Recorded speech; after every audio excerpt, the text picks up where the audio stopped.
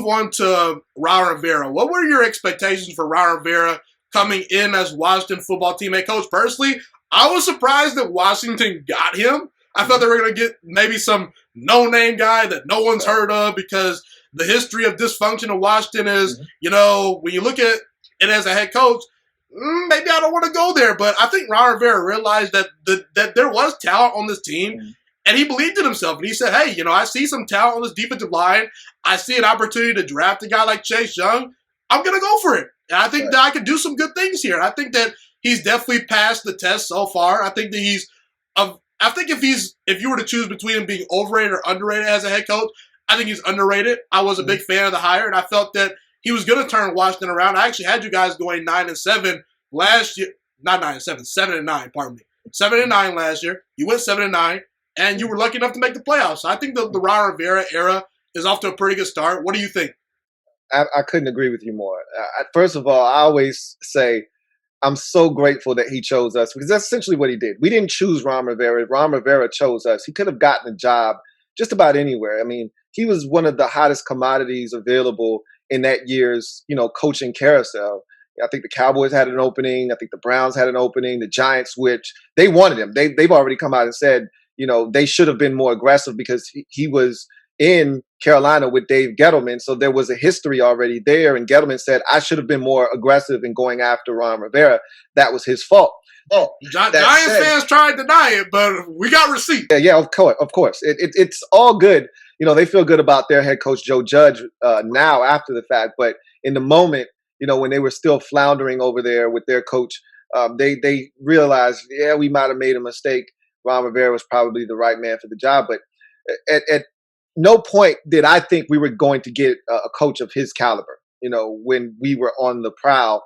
I just, like you said, thought we were going to end up with some assistant coach looking for his first opportunity in the league as a head man. And I was resigned to that fact. I had already wrapped my brain around the fact that it's the Washington job may be one of the worst jobs in the league at this current juncture. And so whatever we get, we really beggars can't be choosers at this point. So I was shocked when Ron Rivera ultimately emerged as the head coach of the Washington football team. I was elated, because I honestly thought we had outkicked our coverage on that one. Like, whoa, what is he doing here?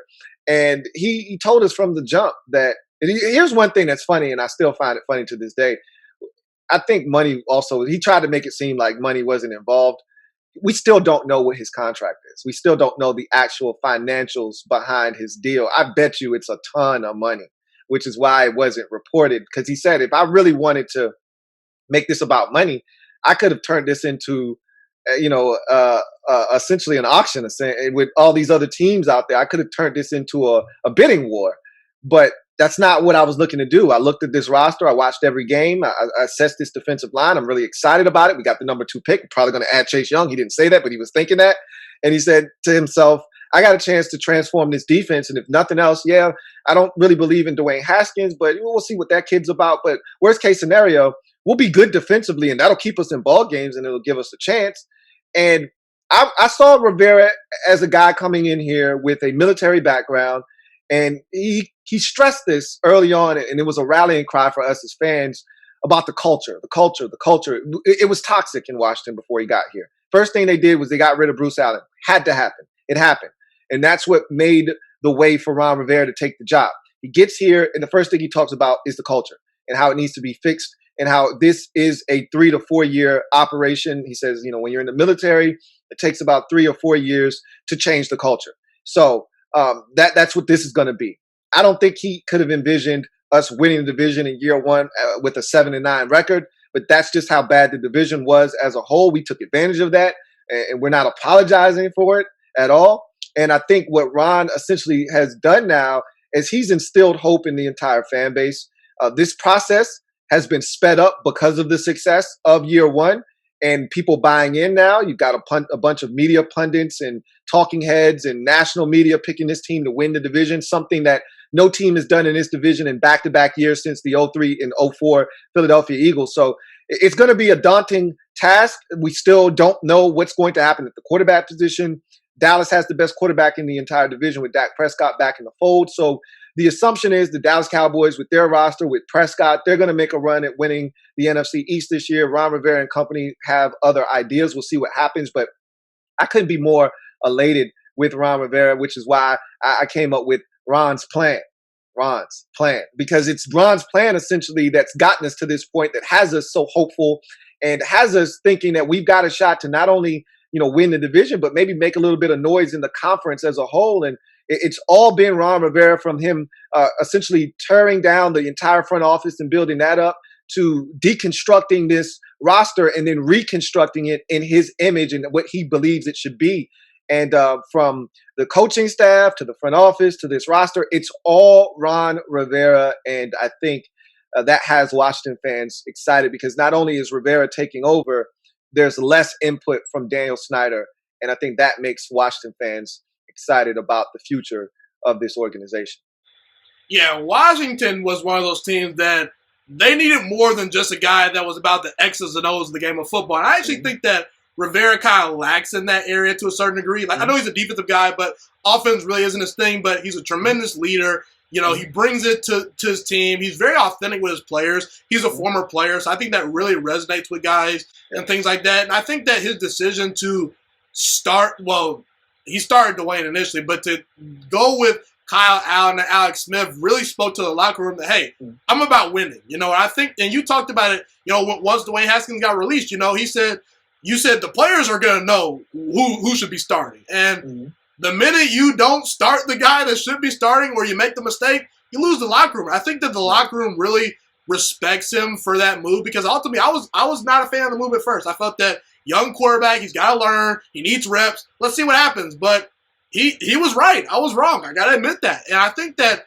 Washington really needed a leader kind of in the front office too. I think Rivera definitely provided that leadership for a guy like Daniel Snyder, who was lost. You get rid of Bruce Allen. He's drafted pretty well. Ron Rivera has so far. I think that his tenure in Washington is off to a pretty good start. We'll see what the future holds. But I want to shift to. You have something to say? So, and another thing to add, last year was a trying time for Ron. He had cancer.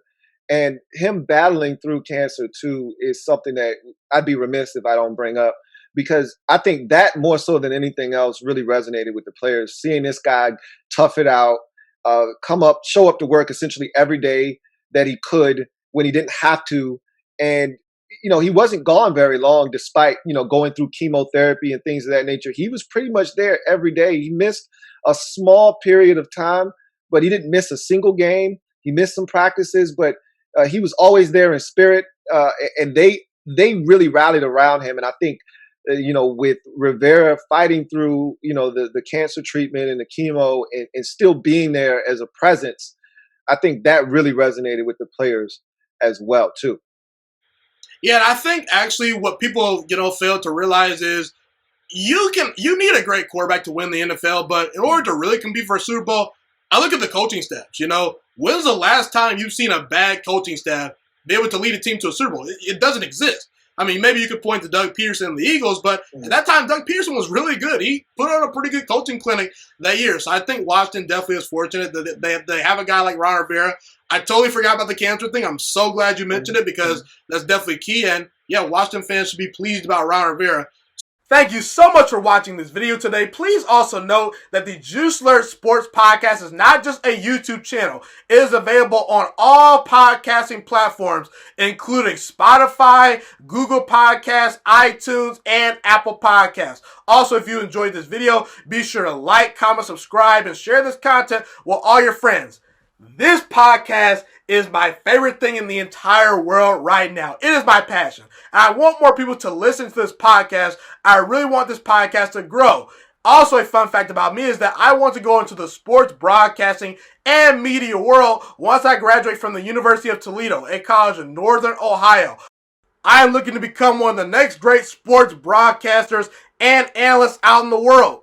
And I potentially would like to start my own network if this podcast really truly grows. Or if I fall short of that goal, I would love to work for a big-time network like ESPN or Fox Sports 1. I am open to all networks. So if you believe in my dreams and you see or hear my passion through the screen, be sure to tell all your friends about the Juice Alert Sports Podcast. Stay motivated, you guys. Have a God bless day, and I'm out.